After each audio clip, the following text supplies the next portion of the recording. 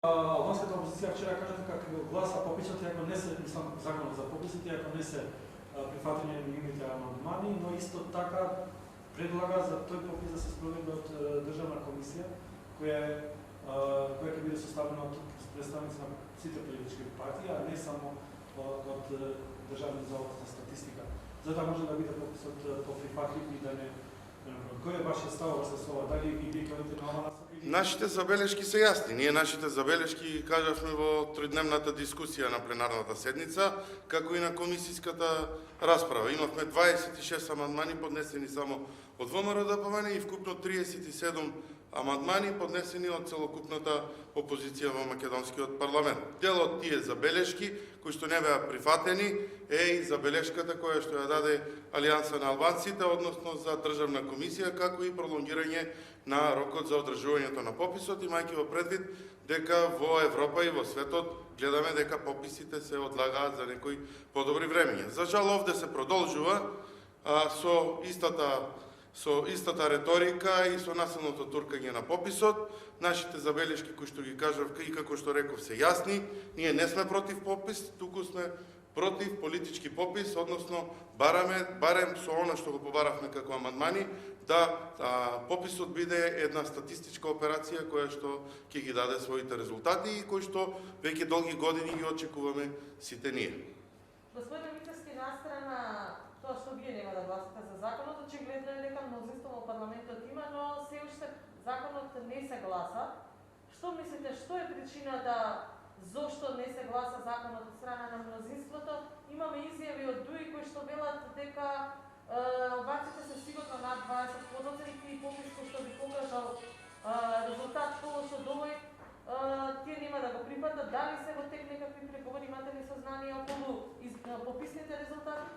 Очигледно нешто се случува, меѓутоа за тоа ќе ја прашате власта, затоа што во петокот имаше доволен број на пратеници заедно со Алијанса на албанците да се стави 29-та седница и доколку сакаа да го изгласаат законот за попис. Тоа не се случи, немавме продолжување на таа седница и јас сега би поставил едно прашање.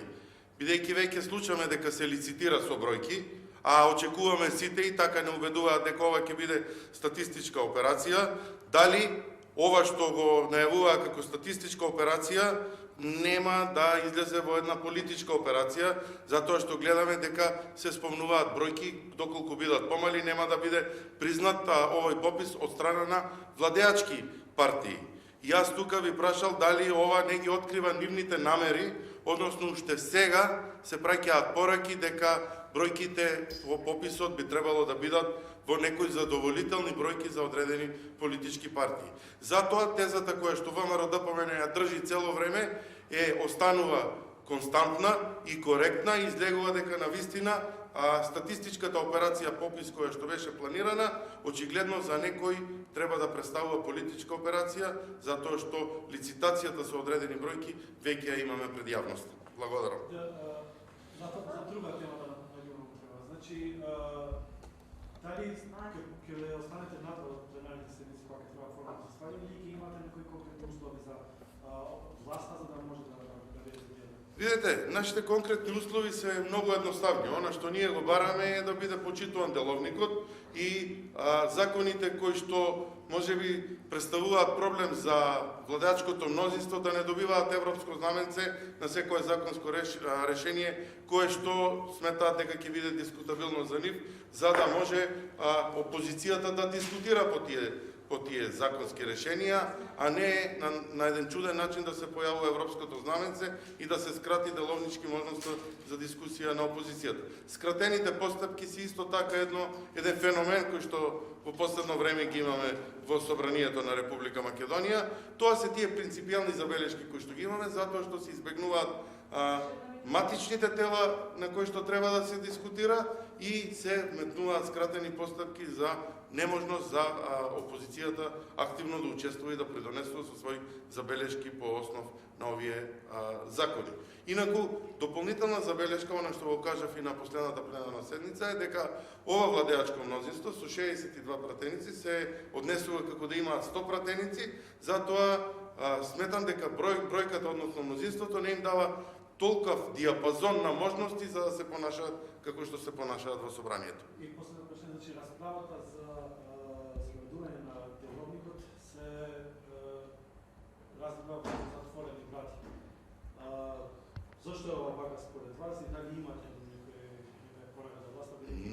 Главните расправи не може да бидат јавни. Ова не е расправа за деловникот, односно предлогот кој што го достави господинот Талат Џафери за електронско одвивање на седниците, туку Комисијата за деловничко мандатно имунитетни прашања како заинтересирана страна разгледува можности за разгледување на одредени членови на деловникот. Ние како опозиција целосно не учествуваме на оваа расправа, а очигледно власта сама со себе си дебатира. И се дека власта не свати дека треба да седне заедно со опозицијата за отворените и проблематични прашања да дискутира, ќе имаат така еднонасочни дискусии сами со себе.